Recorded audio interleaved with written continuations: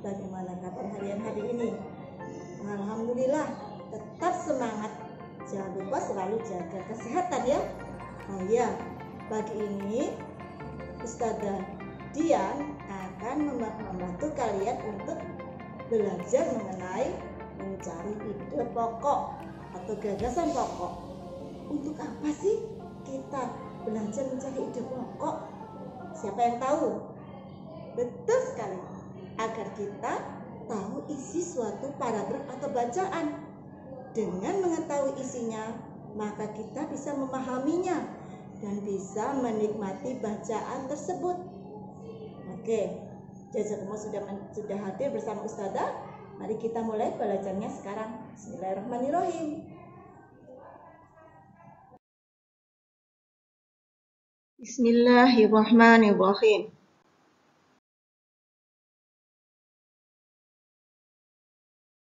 Materi kita kali ini adalah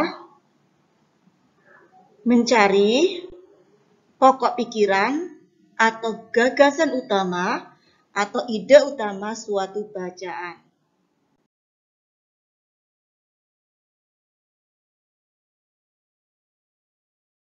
Apakah pokok pikiran itu? Pokok pikiran adalah ide atau gagasan dasar suatu paragraf atau bacaan. Sesuatu yang sangat penting dalam suatu paragraf atau bacaan. Yang ada di dalam kalimat utama. Jadi pokok pikiran itu bisa berada dalam suatu kalimat yang disebut kalimat utama. Sedangkan letak kalimat utama adalah bisa di awal paragraf, tengah, di akhir, atau bahkan ada dua kalimat utama yang ada di awal dan akhir suatu paragraf.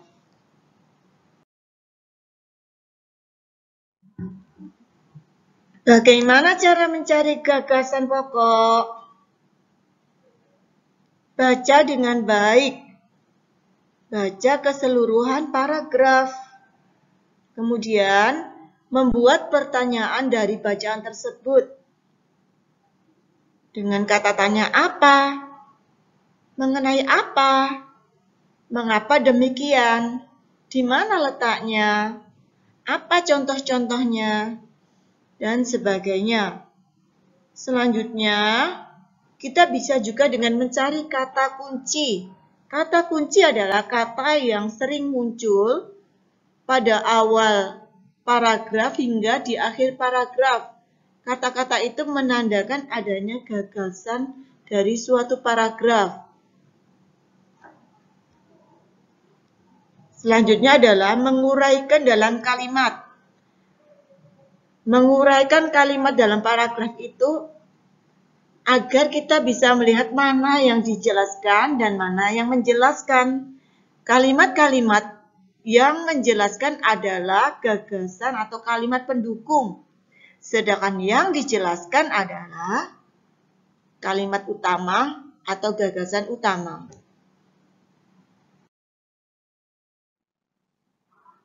Ide atau gagasan pendukung adalah kalimat-kalimat yang mendukung, menjelaskan, memberikan contoh-contoh dari gagasan atau kalimat utama yang bertujuan untuk memudahkan kita memahami gagasan pokoknya ataupun isi bacaan secara keseluruhan. Nah, sekarang ayo berlatih menemukan gagasan pokok dan gagasan pendukung suatu bacaan. Berikut ini adalah contoh salah satu paragraf yang bisa kita cari ide pokoknya dan ide pendukungnya. Salah satu ciri dari makhluk hidup adalah bergerak. Secara umum, gerak dapat diartikan berpindah tempat atau perubahan posisi, sebagian atau seluruh bagian dari tubuh. Makhluk hidup akan bergerak apabila ada rangsangan yang mengenai sebagian atau seluruh bagian tubuhnya. Sekarang mari kita coba untuk mencari ide pokoknya dengan cara seperti yang Ustadz sebutkan tadi di atas. Kita uraikan paragraf tadi, ternyata berisi 3 kalimat. Yang pertama, salah satu ciri dari makhluk hidup adalah bergerak. Secara umum, gerak dapat diartikan berpindah tempat atau perubahan posisi sebagian atau seluruh bagian dari tubuh. Yang ketiga adalah makhluk hidup akan bergerak apabila ada rangsangan yang mengenai sebagian atau seluruh bagian tubuhnya. Kemudian kita bisa membuat pertanyaan dari bacaan tersebut.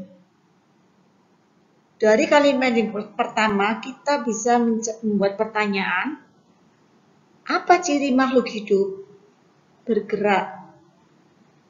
Yang kedua, apa yang dimaksud dengan bergerak? Bergerak itu perpindahan tempat atau posisi. Yang ketiga adalah, mengapa makhluk hidup bergerak? Karena ada rangsangan yang mengenai tubuhnya. Dari sini bisa diketahui bahwa kalimat mana yang dijelaskan dan kalimat mana yang menjelaskan. Kalimat umumnya adalah makhluk hidup itu bergerak. Kemudian diberi penjelasan dengan kalimat berikutnya. Gerak itu artinya berpindah tempat atau berubah posisi. Sedangkan yang ketiga, kalimat ketiga menjelaskan lagi lebih lanjut. Mengapa makhluk hidup itu bergerak? Karena ada rangsangan yang mengenai sebagian atau seluruh tubuhnya. Jadi, kalimat kedua dan kalimat ketiga menjelaskan kalimat yang pertama.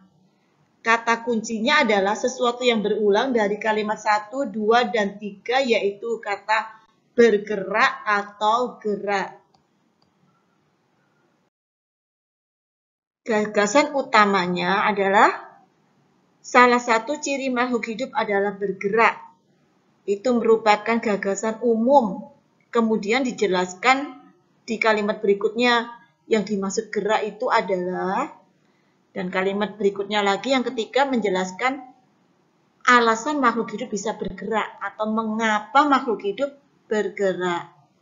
Sudah ditemukan gagasan utama, yaitu salah satu ciri makhluk hidup adalah bergerak. Sedangkan gagasan pendukungnya berada pada kalimat kedua dan ketiga. Gagasan itu adalah gerak merupakan perubahan posisi sebagian atau seluruh bagian tubuh. Lalu kalimat yang ketiga merupakan gagasan pendukungnya. Gerak terjadi karena rangsangan pada sebagian atau keseluruhan bagian tubuh. Itu merupakan gagasan pendukung. Sedangkan kalimat pendukungnya adalah seperti yang terletak pada paragraf tersebut. Ini adalah gagasannya, atau merupakan kesimpulan dari kalimat yang dua dan kalimat yang ketiga. Sekarang kita coba untuk kembali menguraikan suatu paragraf untuk mencari ide utama atau pokok pikirannya. Bacaan ini mengenai otot. Sudah baca ya? Otot-otot dalam tubuh manusia memiliki beberapa fungsi, tetapi fungsi yang utama adalah untuk bergerak. Adapun fungsi-fungsi yang lain antara lain untuk mendukung tubuh, menjaga postur tubuh, dan menjaga suhu tubuh. Semua fungsi otot tersebut dapat dilakukan apabila otot dalam keadaan sehat tanpa terjadi gangguan atau kelainan.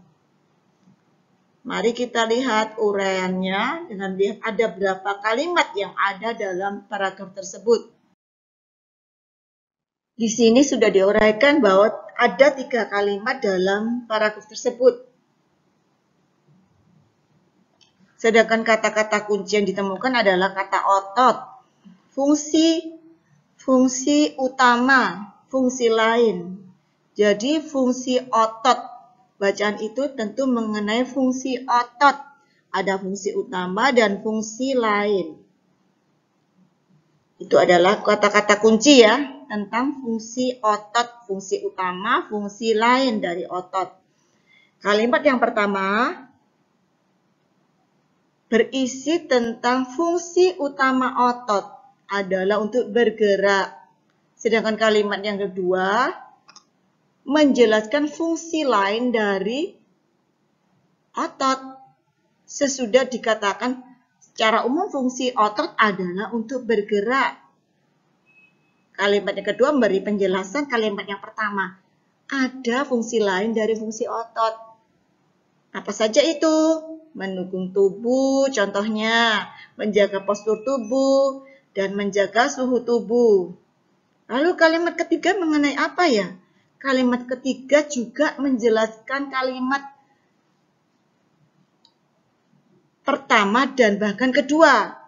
Fungsi otot utama dan fungsi lainnya bisa dilakukan otot dengan baik apabila otot dalam keadaan sehat, tanpa adanya gangguan ataupun kelainan.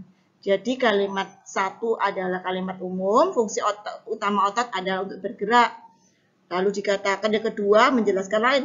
Ada contoh lain loh dari otot, fungsi otot itu yaitu fungsi tambahan.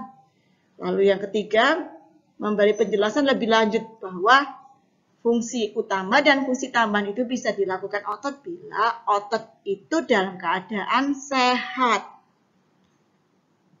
Sudah diketahui ya? Kalimat utamanya di mana? Kalimat ke-1 atau gagasan utamanya adalah terletak di kalimat 1 yaitu fungsi utama otot adalah untuk bergerak.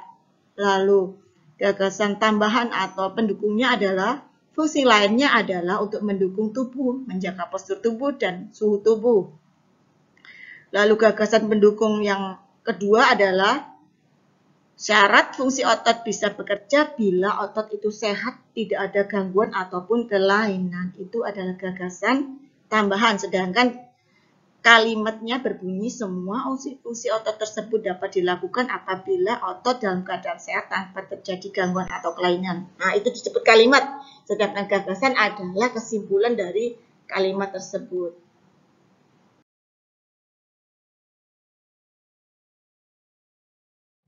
Alhamdulillahirabbil alamin. Jazakumullah. Alhamdulillahirabbil alamin ya.